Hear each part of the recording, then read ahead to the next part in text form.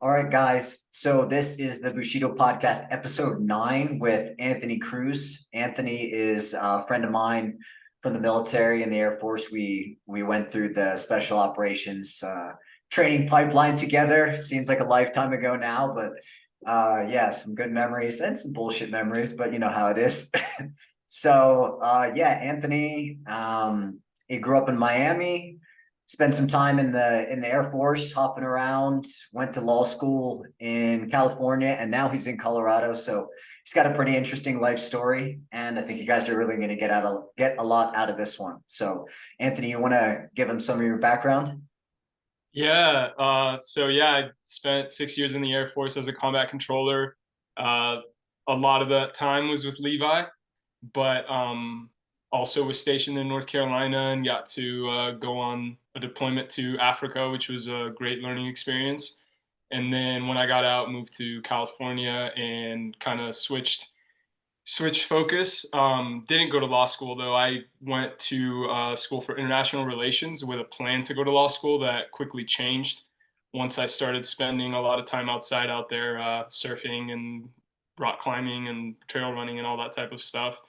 And that's mainly what I do now. I live in Boulder, Colorado, and I spend most of my time in the mountains, either trail running or riding my bike, and planning big adventures outside, and also coaching strength for athletes and non-athletes in the area, and yeah, just trying to be outside as much as I can. Yeah, that's awesome. I mean, obviously, I follow along on your Instagram, and it seems like every day it's like beautiful landscape, bike. Um, but I think following up on that should be pretty interesting because, I grew up in Pennsylvania on a farm, like in the countryside. And now it's funny because I live in the city in Medellin, Colombia, and you're almost the complete opposite. Having grown up in Miami, your dad was a really good musician, so you played music. And now after, a lot of travel around, now you're living out in the country, country Boulder, but, spending time outside and very different culturally than Miami, for example. Yeah, this is definitely the most, it's not rural at all, but it is definitely the most rural place I've lived. And I get the opportunity like to just out my door go up and lose service while I'm on a run or something in the mountains. So it's definitely more remote than Miami, and I could not see myself going back to the city. It's kind of overwhelming now that I've lived in places like this. I was recently in Europe, like just traveling around, going to like the major cities, and I didn't realize like the smells of a city, the like crowds of a city, like just all the things that like the sensory overload that we like have every day if we're in a place like that. Um, that like truthfully, I'm glad I don't have anymore in my life. So yeah, Yeah, I definitely feel that. I mean, so one of my really good friends here, Camilo, he grew up spending time in like Egypt and the Netherlands. So he's Colombian, but he has some, I guess, perspective on the culture. And I'll put it in his words, it's a culture of noise.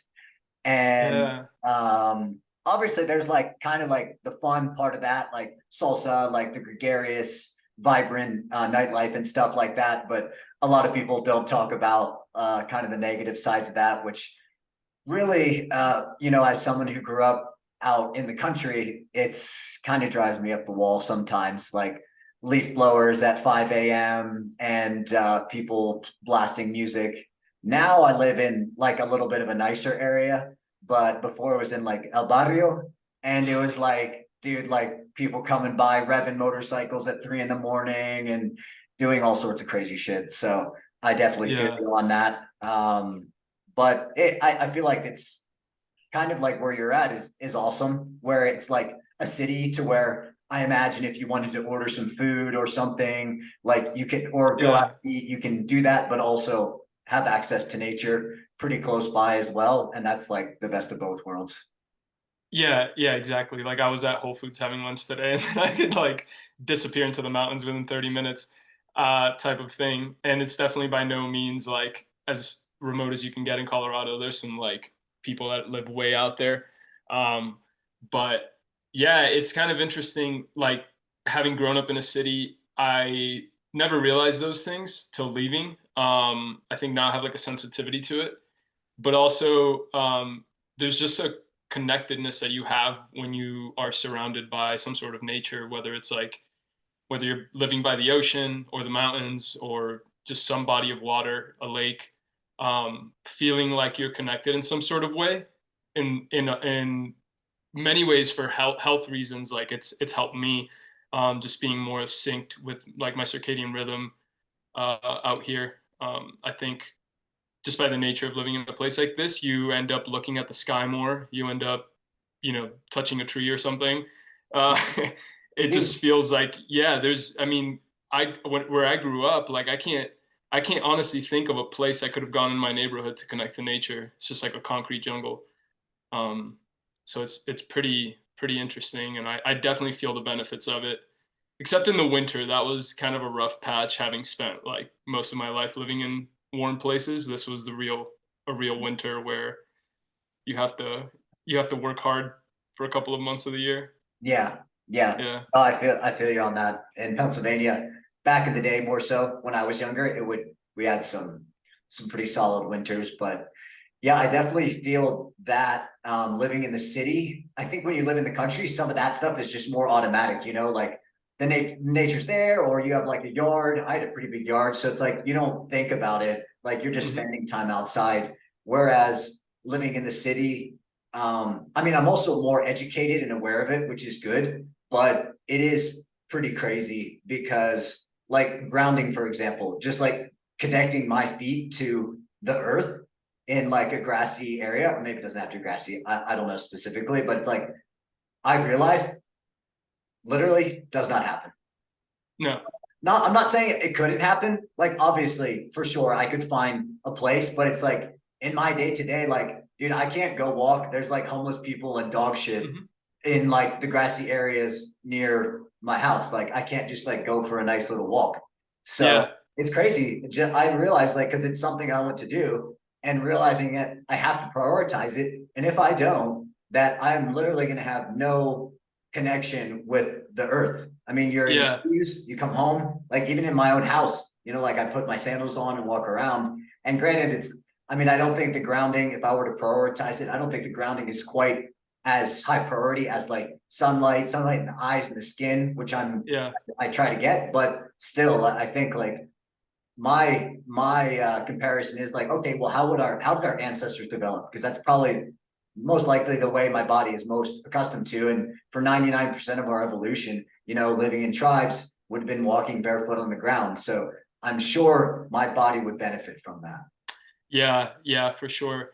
I've been wondering recently how, like, because there is, the grounding part of it, right? Like your skin touching the ground or your body being in the ocean, something that connects you to the earth and like immerses you in that sort of, the the the electron, like Yeah, the electrons, the literally. electrons, yeah, like the signals of the earth getting into your body. But I've been wondering how much of that can we can gain just from like breathing fresh air or just being outside in the sun. Because in a way there is that vibration or that connection happening as well. Um, so like if you don't have to live in the mountains necessarily, you just have to go on like a 15-minute walk, Mhm. and be outside for a little while. And I think that would maybe give you a sort of connectedness, even though there's like a city bus passing and Yeah. someone Some yelling guy on the taking his corner. shit, like looking at you, waving. Yeah. Yeah. Yeah, I mean, I think the thing though, like, I mean, I would say where I'm at it now, I like living in Medellin, but it's not really like by choice per se. Like my wife, she doesn't have the visas at this point, so could we live somewhere else? Sure, da da da. She has family here. Anyways, like I think for most people, they can relate to like where they are is pretty much where they are, whether it's for permanent or a short term. And so I just at least like knowing what is good. So like Mhm. whenever I leave to go train in the morning, I'll just make sure like I roll the window down and try to look out the window. Just Nice. to be Yeah. like, it's it's not the same as maybe going and getting light in your eyes for hours and whatever, but like in terms of making it work the best you can, at least if you're educated about it, you can make like all these little things of, okay, I'm just going to go for a 30-minute walk. Would it be better like barefoot in the sun for an hour along the beach? Yeah, of course, Yeah. that'd be great. But yeah, like I said, I think we're all working in imperfect conditions. And so at Yeah. least being educated, you can take those things into account and be like, fuck, I didn't even walk today, or man, I didn't get any sun today. Like I should make at least a minimal effort to get a little bit if I can. Yeah, like no matter where you live, you can at least send the signal to your body that you care for it and you want it Mhm. to be uh, running the best it can. So whether that means just walking outside first thing in the morning and drinking your coffee on the steps or something, it can be as simple as just having the awareness of, I'm gonna treat my body right in this moment, or at this time of day, I'm gonna prioritize, myself. I think we can easily get caught up, like especially if you work for someone, or if you have like a routine that pulls you away from being outside, like most people, where you're like sitting under fluorescent light in a desk. I think it has to be a priority. It has to be a moment. You can at least have a moment in the day that you say like, you know what, like 7:15 to 7:30 is something I'm gonna do. I'm gonna do something for myself during that moment. Yeah, it's just Yeah. at least having that awareness and prioritizing it to get something. Yeah. So when it sounds like from what you said, your time in California is really kind of what like opened your eyes to that. Do you remember, is there like a specific time where you were like, wow, I really like this lifestyle? Or was it just like the overall experience of being there and realizing, like, wow, this fits a lot better for, my personality? Yeah. I mean, I think you definitely gain a lot from the place you're part of. The culture in California is definitely more active than anywhere else I lived. So I think being surrounded by that, having friends that would want to climb on the weekend or want to go to the beach on the weekend, like that definitely draws you towards activities and things. But a huge one I remember was we lived in the city, so we lived closer to downtown, but you can still get on some like decent trails to connect different parts of the city there.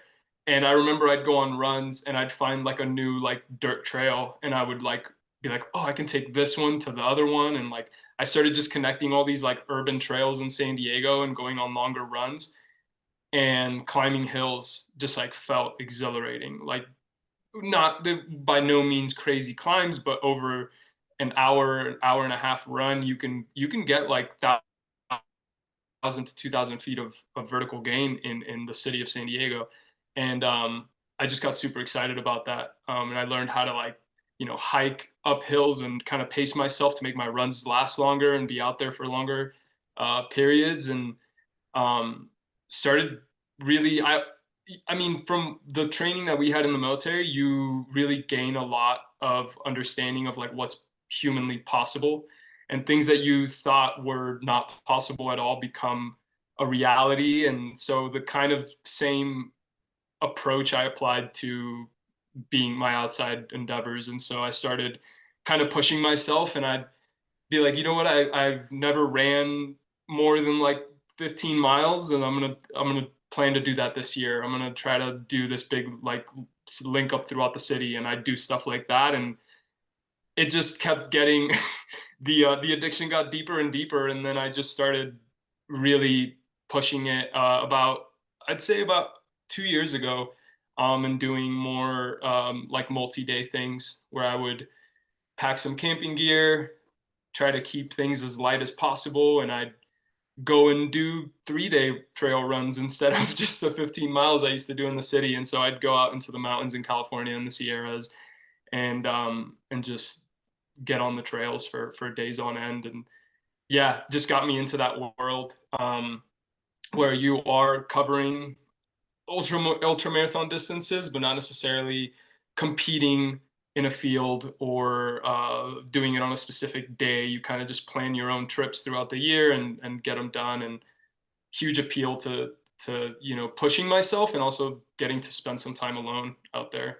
Most of the stuff I've done has been by myself, so it's kind of something I really am into now is making sure that I can self support all these activities, even if that means sending myself a package to another town that I'm going to be in, or stopping at a gas station and eating what I can there. Yeah, uh, I think I just got into it, to answer your question, just by nature of like seeing what's possible and like pushing myself further and further every time.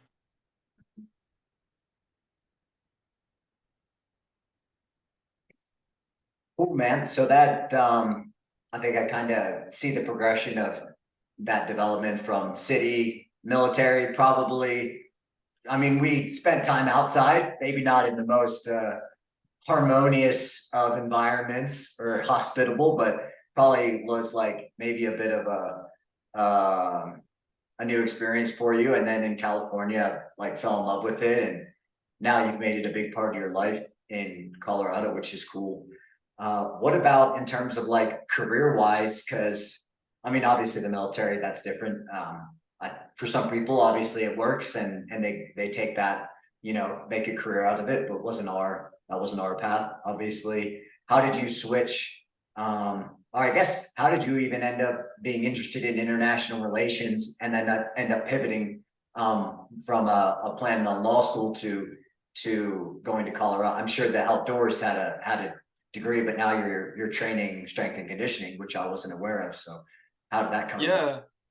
Yeah, yeah. So during the last like year or two that I was in the military, I did a deployment where a large part of it was working with embassies throughout the continent of Africa, and I saw what the Department of State did. I saw how they influence foreign policy and all these things, and the the roles that they played in the foreign policy of the US like really interested me. So at that time I was like, you know what, when I get out, I think I would love to be still involved in what goes on this side of the world, but maybe from a more academic perspective where I can study the situations in these countries and maybe influence policy in some sort of way. So I went to school at Point Loma Nazarene in San Diego, and went there for 3 years, finished my undergrad there, doing international studies with a focus on Latin America. And yeah, I Latin America, because I'm Cuban, and kind of my family was really affected by policies that happened in those areas, and um, I just kind of felt like a call to do that, and I speak the language, so I was like, if anything, I can definitely get some Department of State gigs working in Latin America. But although I loved every moment of school, like I really did, that wasn't like it wasn't even hard for me. Like I would go to class excited to like learn whatever it was. So I really, really liked it. And I could have seen myself, and I could still see myself, getting a graduate degree in that sort of field. Um, I was kind of burnt out. There's something about, and I don't exactly have my idea fully formed, but there's something about focusing on problems all the time, um, studying, very, very hard situations that people are going through in the world, whether that's, places that don't have resources, or conflicts, or, even uh, just the day to day like policy debates that go on, even domestically. I think there's something about that triggers something in our nervous system. I don't know, but what it is exactly, but it puts you in a bad place if you let it get to you. So there has to be some sort of healthy balance that you keep. For me, it was always sport of some kind, or just getting my mind off of it by being around a good group of people and hanging out talking about something else. But by the end of just I mean just by the end of an undergrad degree, I was kind of done. I didn't want to talk about foreign politics anymore. I didn't want to talk about the conflict in Israel or whatever it might be. Like I just wanted to just completely distanced myself from it, and I went as far as to just stop reading the news and stop keeping up with what was going on when I was doing that every single day before. So I think there was almost like a rejection of it, and that would and of course it took place in 2020 when it was like in everyone's face. I think that's what really put me over the edge was like not only was I always thinking about it, but not everyone else was thinking about it too. So it was like I'm done now. Um, and also, I mean, during that time, I lost my dad. He died of pancreatic cancer that year, and I got to spend the last few months of his life in Miami with him, and that just it was something that pulled me away, and it was probably to my benefit. I think I got to gain a little bit more of a perspective of the things that matter a little bit more, the more immediate things we should be focusing on, just being enjoying our life, loving our family and our friends, and sharing our passions, and just being a little bit more honest with ourselves. And I think that I wasn't during the time that I was going to school. I think I was definitely externally motivated, by the validation that you can get from being in the military or from working in some sort of like important political position or something. I was definitely more motivated by the status and the idea of like having a lofty title or something. And so losing my dad, I think, definitely pushed me to just leave those expectations aside and focus on what I actually was passionate about, which at that time was the things that I used as an escape from the day-to-day like focus on politics and stuff. So it was running, it was surfing, it was uh being with my wife, it was just like walking through a park. Like it was a lot more simple, and I kind of liked it. And now I just try to keep it that way. I try to keep it as true to what I'm passionate about as possible. Um, and then yeah, I mean that puts me where I'm at now. Just the last year, I was heavily focused on my own training, on improving my fitness, so I can do these big objectives and these goals that I have um, in the mountains. And I kind of, I needed to figure out like how to pay the bills and kind of figure out like what I'm gonna do and how I'm gonna contribute to society and not just like focus on myself. So I think with the knowledge I had gained and the experience I had gained in being trained and training myself, I started, getting certifications and education on strength and conditioning, and now I'm coaching here in Boulder. But that's kind of my hope, is to keep growing in that and eventually be able to train athletes and kind of be able to share what I've gained, not just in fitness but in overall like health and nutrition as well. Yeah, that's really good. Thank you, man. And I had the privilege to meet your dad as well. He was a cool guy, really cool guy. Yeah, Rest in peace. yeah, Um, well, I mean, I actually think it's pretty inspirational for people that are listening, like that, whatever external motivation we might have, and not to say external motivation is bad per se. I think it can push us to achieve things at times. I think it's really just, is that motivation authentic to you? And from what it sounds like that wasn't necessarily what your true self wanted to end up. I remember actually when we were in the military and just kind of seeing the guys that were maybe 5 to 10 years down that career path in the military, and just asking myself, like, is this what I want to be like in 10 years? Not only with the culture, but even in terms of like the job, is this the thing I want to be doing, in 5 to 10 or 15 years? And for me, the answer usually came back like a resounding no. And so that was a pretty good inclination. Like, okay, this is probably not for me. Um, but yeah, that's awesome, man. Really kudos to you because I think, at least from a societal viewpoint, in a way, it would have been easier to just kind of go on that path and, oh, I'm a lawyer and I do this, Department of State. Like it sounds nice, you know, and Hmm. I think people kind of fall in love with that sometimes, like the idea of it or the sound of it or what people will perceive them. Yeah. And I mean, I think I probably would have fallen into that same boat for combat control training. And there was definitely some pride in it, thinking like, oh, you know, I'm going to be Air Force Special Operations and I can say this and that. I mean, we were so young, so whatever. Yeah.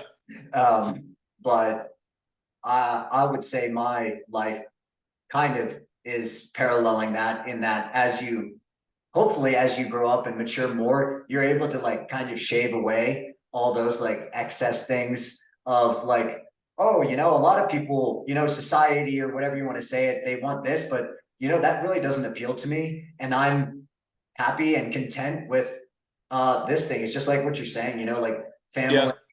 friends, a walk in the park, even though it's kind of cliche, but like, yeah, I'm good, you know, I don't need a fucking Lambo, or like I don't need to Yeah. be going out partying. Like I'm really just happy living simply, and you know, I get to train jujitsu. I'm healthy. I get to, you know, see family and I have a good community. And those are all the things that you can't buy. Even if I was a Hmm. millionaire, if I woke up tomorrow and I was a millionaire, obviously there's like some things I would do, but like the core of my life and my lifestyle would be pretty similar, you know. I would still be training, still, you know, being an entrepreneur, trying to start businesses, you know, that's what I'm into. And I don't think that a lack of money is really gonna like hold you back from what you want to do in life typically. You know, like if you want to be like a professional dirt bike driver or something, like yeah, you need some of those like expensive hobbies. But Yeah. um I don't know, especially nowadays, like with our access to technology and AI, like the amount of leverage you can have on your motivation is insane. Yeah. I think it's a good sign that your life would look very similar if you woke up a millionaire tomorrow. You know, it means you are probably prioritizing the things that truly matter to you.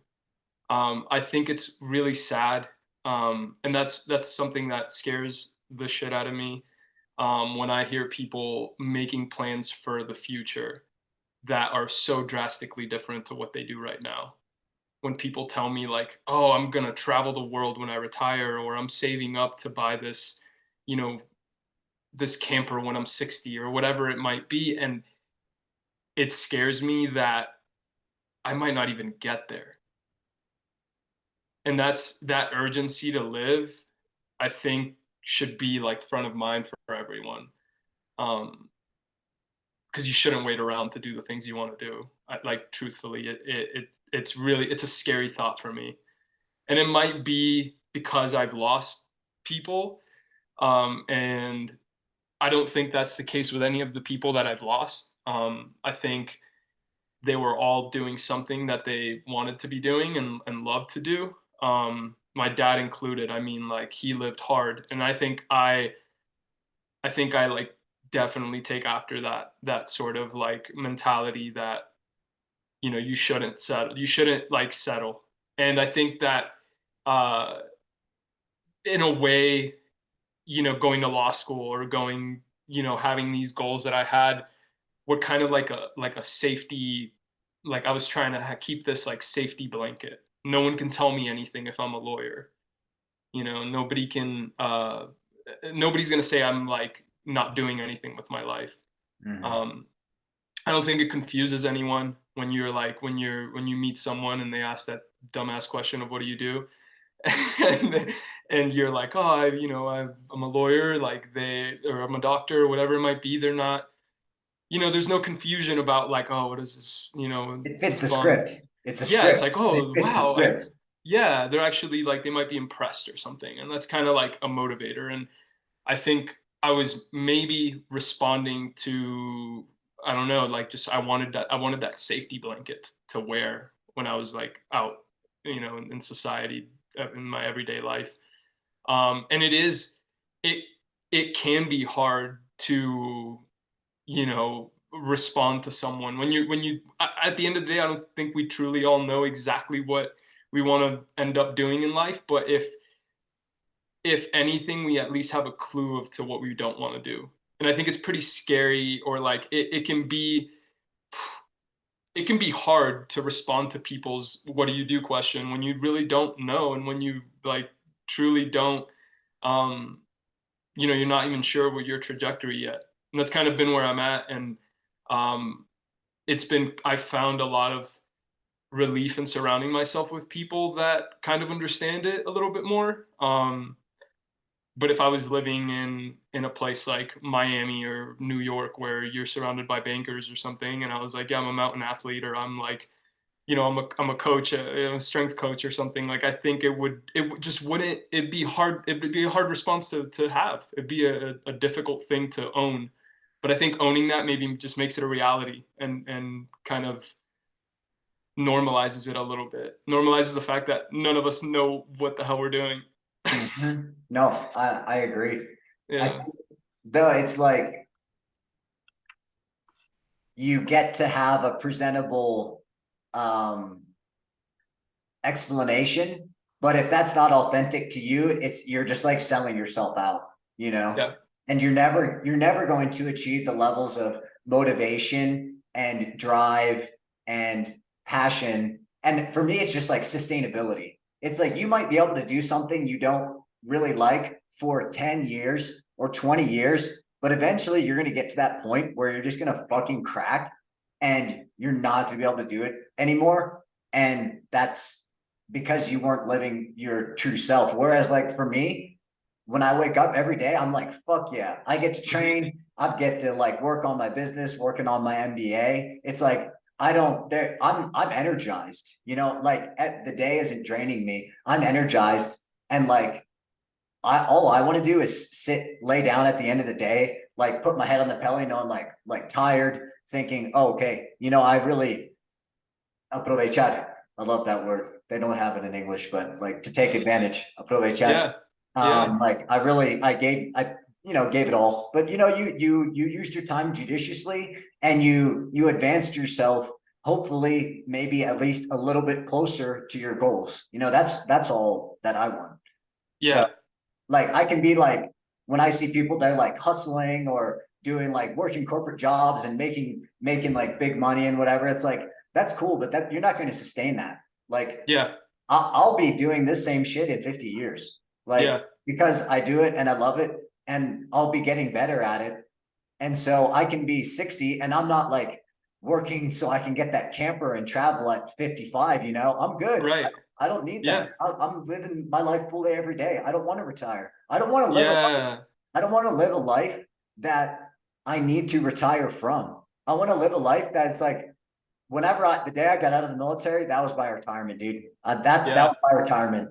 Since then, like Yeah. I'm never gonna work. I'm never gonna work a job I don't like again, because that's defeating the point. We're here to experience life and like connect and live into our authentic self as much as we can. And if you're spending your job, which for some people it's literally like half your waking hours, at something that you're not passionate about, I won't say that it's like wasted time, but I don't know, it's not being like truly tapped into. It's like it's the difference between like showing up to a job as an employee, knowing that you only really need to give like 50% and the paycheck is still there, versus like for me as an entrepreneur, knowing like, okay, like is this actually like going to help me with my business, or is this some like bullshit busy work? You have to ask those hard questions to be like, is this actually, am I actually going to improve myself with this? Or is this just like something that I'm telling myself is going to help things? You have to have these like legitimate, hard conversations with yourself and be like, okay, is this the best use of my time? Because I've only got, once I wake up, I've got 16 hours. And especially nowadays with social media, I think everyone knows how fast an hour can go by. Like that shit, you're Yeah, scrolling around on some shit on Instagram and you're like half an hour, boom, gone. Just like that. Never, and you're never gonna get that back. yeah, yeah. It's kind of interesting that we we lose so much time to things that are like outside of ourselves. Like it's all these things that, whether it's just the job you need so that you can pay the rent, it might not be your passion and you might be working on that on the side, but damn, the draining of time that we are subject to is insane. Yeah, yeah. I mean, one can say they're trying to distract us, but but I think truthfully, like the thought of people living their lives clocking out of work, or like you said, like retiring one day, like I don't want that at all. Mhm.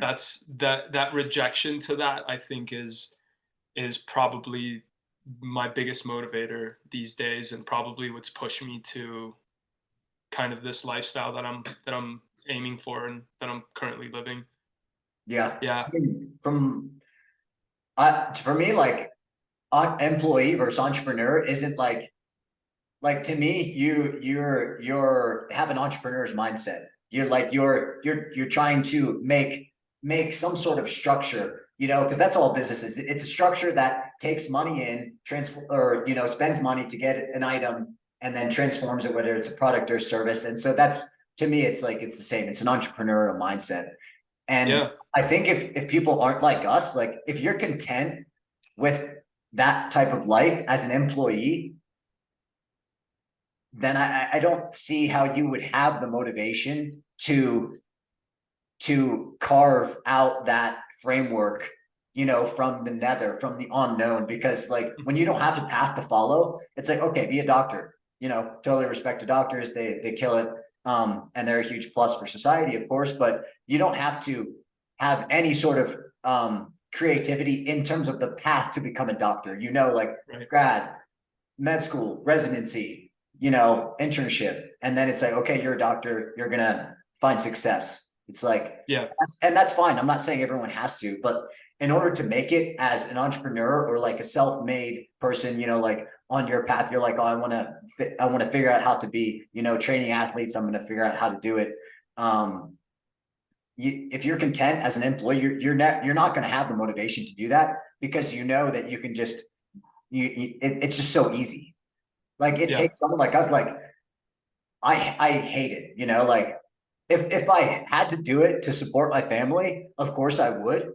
But it would also mean like as soon as I got off work, I would be like hustling, like I don't know what side project I would be working on, but I would be putting everything into it to make it work because like, the military, it was an experience, good thing and bad things, of course. Like it was definitely part of my journey that I had to go through. But a big thing that I learned is like I fucking hate bureaucracy and I absolutely can't stand it and I don't operate well in it. It's just like they say, like if you test an elephant by its ability to climb a tree, it's gonna fail. It's Mhm. like that for me is how I felt in the military. And so like it didn't have anything to do with me and it didn't have anything to do with the military. It's just like those two things, they weren't meshing. So like things weren't gonna work. And that's fine. Yeah. But my goal is to put myself into a situation where I can thrive.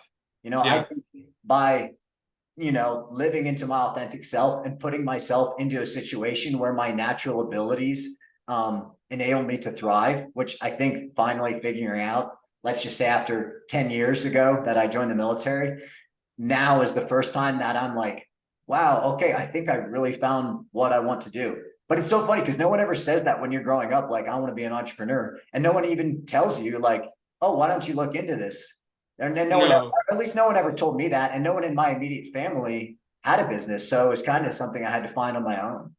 Yeah, you have to have someone to look up to, someone that's kind of there. Like if you never saw that as a kid, and your dad would leave to work at 8 a.m. and not come back till 7, and he was working for the man, like you don't know you don't know it's possible to be an entrepreneur or do your own Yes. thing. So I think it's very important to seek that out and find people that have traveled that road, at least, like you said. Like, it's might not be as clear cut as do pre med and then get into take your MCAT or something. It might be finding someone that at least partially fits the path that you're trying to lead, and use them as a framework.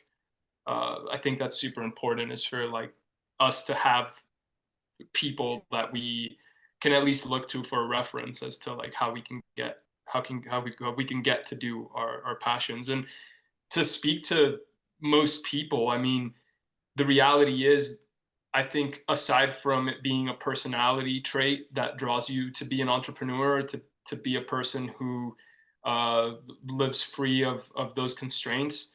I mean, even if you have that 9 to 5 job, or even if you are a doctor and that's the path you've gone down, there's still aspects and parts of your life that you probably enjoy more than others.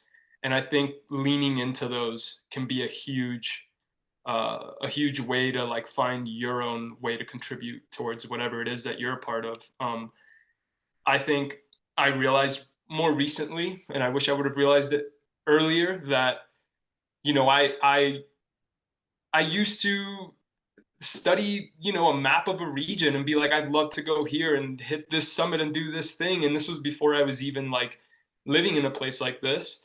And now, I mean, that's the stuff that I can stay up all night doing. I can stay up all night making this big route to do on my bike, and it's not work. It's something I enjoy so much, and I could be working a job that's completely separate of those things, but maybe I can lean a little bit more into those things that I enjoy, to find that, that path, to find the way that I can make this more part of my life. Um, yeah, I think it's possible for everyone. I don't just think you have to have an entrepreneurial mindset, or, some sort of personality trait that you like are just prone to rebel against society. I think you can be anyone, and kind of lean in a little bit more into what you are interested in, and find a path for yourself. Yeah, yeah, I agree. I would say I just think that the difference of the people that act on it and don't, because I think everyone has those. It's really, I don't know what you would call it. Maybe the Mhm. entrepreneurial mindset is too grandiose, but there's something in some people that makes us say, this is what I want. I'm gonna go after it. And I think that could be anything from like our decision to join the military, both of us relatively young. Yeah, I was 19. You must have been I about was 19. 19 as well. Yeah. Yeah. So, I mean, just that right there, it shows something of like, I'm going to join this organization and try to do something really hard. So adventurous. I think that's what it is too. I think part of it was like, if I look at the collective of us, of course there were the people that were the patriots or something, like the I'm gonna Patriots. go and serve my country. But like, the reality is, like, the circumstances that led us all to be there, going through selection course together, people from across the entire spectrum. I think at the end of it was this thing that men have to like just go and experience, and I just think like, I think what you said, and Jordan Peterson, he called it the call to adventure. yeah, I that's think exactly it. exactly, it's the call to adventure, and I 100% agree. And I mean, even for me, because I think actually in the beginning of the time in the military, I thought, um, like because you're kind of in this like glass box, and as Yeah, long as you don't bump up against the sides, it can like go well. But what it ended up happening is like the first few years went fine, like going through the pipeline. But then yeah, ended up like once I got to my unit, I was like, you're growing as a person, and that's great. But I was starting to bump up into these walls that you didn't know were there, and yeah, it was like I needed to be released to go on my next adventure, and like going and traveling the world. Like I had a different calling, something I won't say bigger or better. It's just different. I was being yeah, called in a different direction. And so you're like a fish that's growing, and your tank is only so big. So you start bumping up to yeah, the sides. You're like, what the fuck? What is this? Yeah. But yeah, I agree, man. It's the call to adventure. And I don't know how I would intertwine that with like the entrepreneurial mindset and like the willingness to take risks. Cause it's not like I'm not like a risk taker. Like I'm taking risks unnecessarily. I'm not like out popping wheelies on a motorcycle or anything, but this idea of like being willing to take calculated risk in order to get to where we want to be, you know, like your career pivot, that's a big pivot. And it's not just you that's making the decisions. Like you have a wife, you have a family, and it's other people that care about you and they want the best for you. And you have to explain it to them. Also be like, you know what, this is what I really want. And you know, God willing, they support you in that. Yeah, I've been very fortunate with that for sure. And it's not to say that it's smooth sailing either. I think sometimes we could be a barrier for ourselves, you know, and when I first decided to that I'm not going to go to law school. I'm just going to figure this out another way. Um I felt like embarrassed or ashamed in a way to have not necessarily quit something, but not taken that path. Like, been like, you know what, that's not for me. And just being honest with people and telling them, like, you know, I just don't like, it does not sound appealing at all. Respect to anyone that does it for sure. But to me, it just is not what I want to be doing. And I think it was, yeah, like having to say that to grandparents or someone who was like, asking you what's next, what are you going to do, you know. I think that was like there's this weird thing that happens there, Mm-hmm. where we can be a barrier to ourselves and be like, I don't even want to respond to that. I used to get upset when people asked me what I was doing, you Oh know. yeah, It's I'm just a like, lawyer. Yeah, grandpa. Yeah, it's perfect. I'm a lawyer.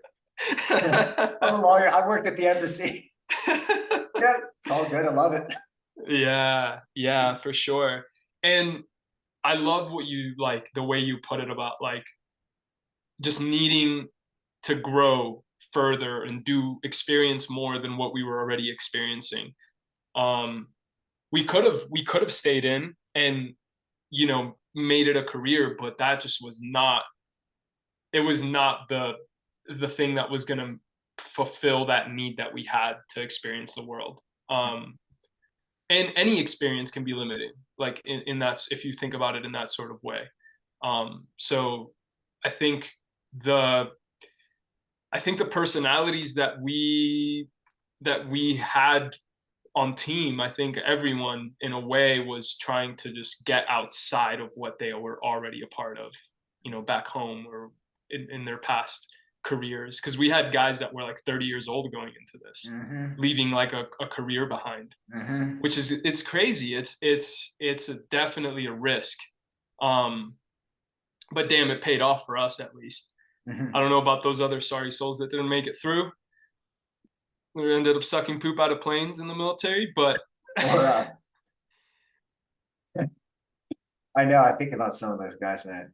There was yeah. characters, dude. Oh, Characters. That was it was yeah, like you could have made like a sitcom. That would be like 100%. insane, dude. Like the characters. I don't even know how where you got these people. Insanity. No, no, no. Oh my god. Yeah. But yeah, honestly, just to touch on the one point you said about like any experience being limiting, and I think this also parallels the military of like when I first started traveling, it was like, wow, like everything totally new, had like was traveling outside the US for the first time, learning a new language, meeting people from different countries, staying in hostels, like all these like new, really different experiences that was really making me grow. And then fast forward, you know, like 4 years, 4 to 5 years. And I remember I was in India and I had this like big motorcycle trip planned, like everything in place. And then the pandemic came, like totally fucked me over. Like total was an absolute shit show. I had to like get embassy help to get out of the country. And but I was struck because like I wasn't that disappointed. And I think for Mm, me that was like I still traveled for a while after that, but that was like the first inkling of like, okay, you know, maybe my like this chapter is coming to an end. Of you know, when it stops being challenging, that's usually a signal of like you should move on to other things because if you're not being challenged, then you're not really growing.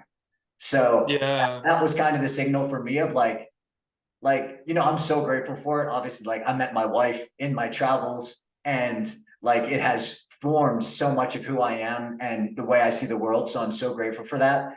But um, when it's time for a chapter to end, just hanging on to it is just it's just like I don't know if I want to say like makes things worse, but like knowing when that chapter is ending and be able to step into the next one fully is I don't know, like it kind of it's like it's part of the art of life, like Yeah. there's the art of life of like knowing, okay, I had my time and I loved it and it was great, but this chapter is ending and I'm ready to step into the next chapter. Yeah. Yeah, for sure. And it takes self-awareness Yeah, and not taking yourself too serious, right? Because if you become the person who travels the world and you identify yeah, as that and your yeah. identity's so wrapped up in that, you're gonna keep going, Mhm. even though, like you said, like you weren't that bummed. Like that's a sign, that maybe you should reconsider, or that maybe your adventures could be a little different from now on, or whatever it might be. But it could be it can be in a similar way to, it's like a safety blanket to have this Absolutely, title. It can be a absolutely. safety blanket for me to not step out of doing these big adventures, because that's what my identity's so wrapped up in. And I think, yeah, like just not taking yourself too serious is the takeaway there. Yeah. Yeah. And I mean, like, that's kind of what it was getting to where it was like, I was that guy that it's like, oh, you speak Yeah. languages and like you can assimilate and go anywhere, which is awesome. Like, that's such a cool skill to have. But it also means like you've developed a skill, going to a new place wasn't challenging anymore. Like, I knew the things to do. Like, you could drop me naked in the middle of like any country, anywhere in the world. And I'm pretty sure if you gave me like 6 months to a year, I would like figure it out, find my little niche and like make it work. But Yeah. that's also the signal of like, okay, well, like, like saying like, oh, how long have you been on the road, like traveling for? And you'd be like, oh, 3 years. And they're like, oh, like even that, like, there's all these little cultures, and even like the travel culture of like the people they stay in hostels and they ask all the same questions, like, oh, what do you do? How long you been traveling? Where are you from? Da, da, da, da. And then it's like, it just becomes this rote identity thing. And it was like, okay, well, I don't think that next place or that next adventure really has much in store for me because I already know how to navigate that. So how about like I feel the same way about jujitsu as I did about traveling. Like every day I go in and maybe the place is the same, but I'm learning like my brain is traveling to a new place and it's a new move. Mhm. And I'm competing against new people and developing my style or like even being married, like that's an adventure. That's a Mhm. challenge of like, oh man, like I said, it's not always smooth sailing, even if like, you love them so much, of course, but Yeah. it's still a challenge. So I view it as the same way. Like what's the challenge? What am I going to grow from? For me, traveling more, I was not going to grow from that. I Mm. needed to, if anything, I feel like staying here and living in Medellin, which is probably the most time I've spent in one place, I think since I joined the military, this has probably been a good place of growth for me of like, okay, if I hold other variables constant, it enables me to work on other things. It's like, Yeah. how are you going to learn a language if you're like moving place every fucking week? Like it Yeah. took me, this was a few years ago, it took me coming to Colombia, staying for 6 months to really develop my Spanish. So if I do want to work on other things, it means holding other things constant. Yeah. Yeah. That's a great point. And being like being able to work specific to that skill, right? Because Spanish is like something that you can study it all you want. You can get a degree in it in the United States, but until you specifically like immerse yourself in a place where you have no choice, where you are surrounded by it and you have to get by using it, you're not going to really develop it all that Yeah. much. I grew up fluently speaking Spanish because I was in a family that barely spoke English. And now that I don't get to practice it anymore, it's crap. Like the first like 15 minutes of me speaking Spanish in a conversation is a disaster sometimes. Like inside, I'm like falling apart. They're like this fucking, you're like, no, Yeah, I this guy doesn't swear to speak speak Spanish. Spanish. I swear. Juro, yo Exactly. Yeah, Yeah. but it probably comes back like so fast. It's like riding a bike. You're Yeah. like, whoa, and then you're like, oh yeah, Yeah. no. Day 2 in Miami, I'm back, you know? Yeah, for sure. Yeah. I feel the same way because I've been not on the podcast that I do interviews, but when I do the solo ones, I usually try to do a Spanish one. So I'll do the English Mm, and then I'll do the Spanish one right after. Uh, and usually it'll take me, even in that, and I use it a lot.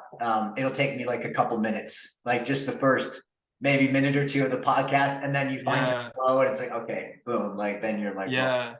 Are you but trying to cover the same material, like the same subjects when you're speaking Spanish, or is it a completely different podcast? it's pretty similar. So normally when I do the guest ones, it's just a conversation and I let it flow. But when I do my solo ones, I'll make just like not a script, but just like a really rough outline. I'll probably maybe spend like 5 to 10 minutes on it, writing down. It's like, oh, I want to make this point. Or maybe we'll have like 4 to 5 topics. And so I would say it's like roughly the same, but sometimes I'll like go on a rant on one and talk about some random shit. And then on the next one, it always ends up that I'll probably talk about something else. So like the body is the Okay. same, but sometimes little stories I tell are different. But I think that's kind of part of like the cool thing, depending on what language you listen to, you're gonna hear different things. Yeah, yeah, that's pretty cool. It probably takes you down different like thoughts. You know, you Yeah, probably follow different thought. It might be the same thought, but you follow it a little differently just because of the language. yeah, yeah, Yeah. definitely. I mean, it's kind of just like it's like something I'm just committed to do. I want to, at the end of the day, like the podcast is really, um, you know, wanting to put out good vibes and good energy and some educational content, whatever it turns out to be. And I want to provide that to the Spanish speaking community as well. And I really have no excuse not to. The only reason I wouldn't is like por vergüenza. Yeah.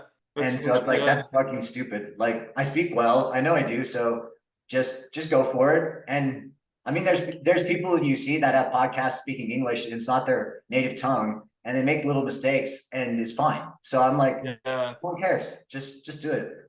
It's a new way to get pushed out of your comfort zone probably, and it's definitely going to make you better at speaking Spanish and yeah, for sure. No Yeah. doubt about it. La próxima vez vamos a grabar en español. No, ya, pues, Next time esto we'll record in sería súper Spanish. bacano hacer esto, Yeah. porque Yeah. yo también quiero escuchar tu acento en español. Imagino que Sí. sería como cubano, pero también con otra influencia de otras partes, no sé. Yeah, it's caribeño pero americano a la misma vez. Yeah, yeah. And it's interesting. Cubans, like Puerto Ricans and other Caribbean native speakers, uh, they they leave their s's at home. They just don't pronounce That's, you consonants don't the need same. that. No, and I growing up in California, I had like, or not growing up, living in California after growing up in Miami, I had a almost like an insecurity about it, you know, because I was around all these people that in my mind spoke the appropriate Spanish. Proper Mexican Spanish. Yeah, you know, they had their S's in there. And so I picked a little bit of that up, I think, living in other places, not being like just in this one culture. So maybe there's a little bit more emphasis on like pronunciations in my Spanish as you know, in comparison to like the way my parents would speak it, I think.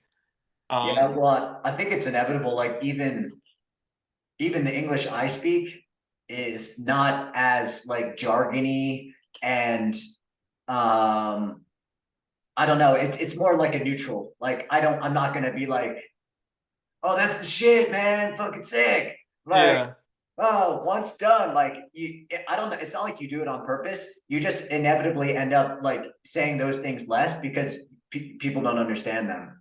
yeah, Even if it's like an English speaker, like maybe I'm speaking with a German guy and they speak English well, it has nothing to do with their ability with the language. It just has to do with like that weird stuff that you know, it's not even if it was like an English person, you know, it's just Yeah. like that American slang and jargon. I'm With not going to cloud this conversation with my nonsense from yeah, yeah. America. Well, they're like, oh, I speak English, and I'm out here like saying some wild ass shit. But I do appreciate it when I go home and I'm like hearing like saying something like, oh, that's a fucking good saying. I haven't heard that in a long time. But it was weird, dude. The last time I went home, I was like mixing up words. I was like, you know, like the elbow and the fucking bags and ice and like it like the bulk was fine. It's just like mixing up random words. I was like, Yeah. oh shit, man. Yeah. Yeah. That's cool, man. Getting to experience the world, it's invaluable. It's Mhm. yeah, it's definitely a huge mover in your ability to understand people, to keep relationships, to have an open mind, to not take yourself seriously like we were talking about before. um I think that's something that if we can share with like our kids, or we can share with, you know, yeah, like just seeing the world, like having experiences outside of what you know in your everyday life, like it. I think we're really a testament to that. Yeah. Because like, look, I mean, you're grew up Miami in the city and now like living your best life in Colorado. Yeah. And I mean, me as well. I met my wife traveling. I live in a foreign country. Um, and especially it's cool here in Medellin. Like it's maybe it's not an international city, but like just being a gringo, it just ends up that you meet uh, Yeah. people like one of my friends. He's one of my good friends. He's American, and then like others are Colombian, but spent time around, and you just end up having like this very diverse. Yeah. Hesitant to use that word because it's pretty you know, used and abused these days, but like Yeah. diverse in the good sense of the term of like people with a lot of different experiences and viewpoints. Um, and you know, if that works, obviously that can be a shit show. If you have a diverse group Hmm. that isn't getting along, it can be a disaster. But I guess I would say I'm on the opposite end of having a good experience with that. Yeah, but how much more comfortable are you right now having a conversation and just getting together with people that you might not agree with at all than you were when you were younger and just living in a single kind of minded environment, or at least an environment that was limiting and understanding what other Yeah, perspectives for were. sure. I mean, you wouldn't even have the conceptual understanding. Yeah. Oh, you have no perspective. Yeah. And I think like it gives you, like, you move to these places, you move to Colombia, where, I mean, for the most part is radically different than where you've lived before and where you grew up, and you still manage to have relationships and friends and, you know, get to know people, fall in love. It like speaks to like your openness to people, Mhm, because I think oftentimes like someone might just not even take the step of befriending someone because they just don't even think they're gonna like vibe with them. mhm. I think being having the experiences that we've had from adventuring, from just experiencing the world, kind of gives you that ability. It's like a Yeah, skill you gain, the skill of absolutely. like dealing with anyone and befriending, seeing similarities in everyone, and being Yeah, okay with the differences in everyone. absolutely. Yeah. Like one of Absolutely. our one of our good friends in the military, Mormon, like just a culture that I had never even seen before. He's one of my best friends for life, and like it's just like I learned from him, and I gained things from him the same way I gained things from people from the South or people from the Northeast and the places that I had never really like crossed paths with anyone from. So this is just like, yeah, yeah, I think you're probably in the middle of that out there.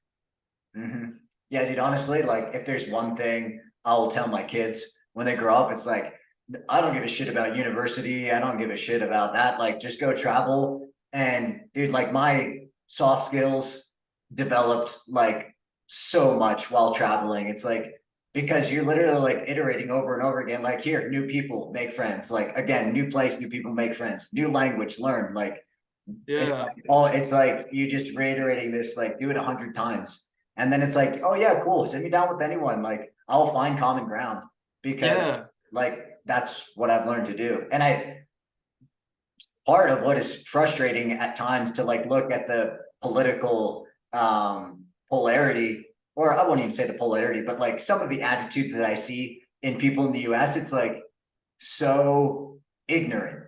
And I don't mean that in like, oh, you think differently than me, you're ignorant. I mean in like the literal sense of the ignorant, like you are ignorant of the world. You have Hmm. spent your entire life, whoever it is, like has most likely spent their entire life living in the United States. It's like, okay, you live in the richest, most prosperous country that has ever existed your entire life. Like whenever I think of it in that terms, then I'm like, oh well, it's no wonder people have these like totally fucking off the wall, like wacko ideas and theories and concepts. It's like you have no idea what it's like out there. There's literally like people, dude, people here in Colombia, they work like fucking dogs. I mean, I'm not everyone. Some people, like it's developed, but there's a lot of people like they work their asses off Hmm. and don't make a lot of money and they make it work. And guess what? They're so fucking nice and down to earth and like the most normal people. And then like you go Yeah. to the US and you meet these people making like six figures and they're all fucked up. Like they're workaholics and don't take care of their health and they're eating like They're complaining about the injustices. yeah, exactly. There's so unjust. I'm like, what the fuck are you talking about? Like Yeah. living in their Yeah. like 5,000 square foot home. That's like I have to like just wash my hands of it. I'm like, whatever, man. Like Yeah. it's crazy. It is. Yeah. It really is. We, yeah, we're so lucky in the US. I think you're confronted by it every single day. Whenever I've gone to Latin America and came back, I'm feel like the luckiest man in the world. Yeah.